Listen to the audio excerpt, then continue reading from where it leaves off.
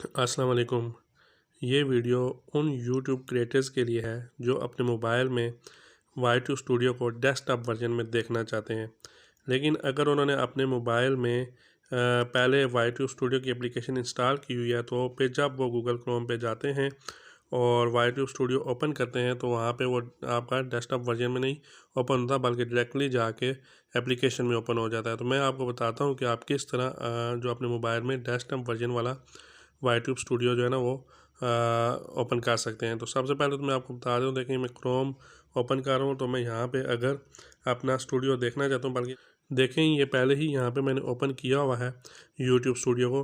तो जब मैं इसके ऊपर क्लिक करूँगा तो ये होगा क्या कि ये डायरेक्टली एप्लीकेशन में जाके ओपन हो जाएगा। तो ये एप्लीकेशन ओपन हो गया है।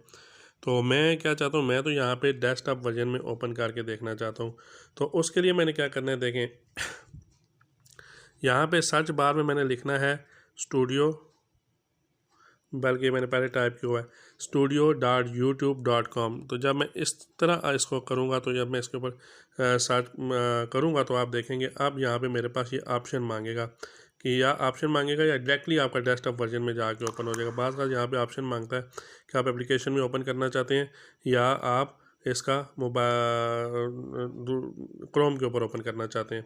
तो और बाज़ का डायरेक्टली भी ओपन हो जाता है। यहाँ पे आप देख सकते हैं मैंने आपको इस सर्च जो मैंने लिखा है ना studio.youtube.com, वो लिख के इसको मैं क्लिक करूँगा तो आपके सामने आप देखेंगे कि ये मेरा जो मोबाइल के ऊपर डेस्कटॉप वर्जन में Y2 स्टूडियो ओपन हो चुका है।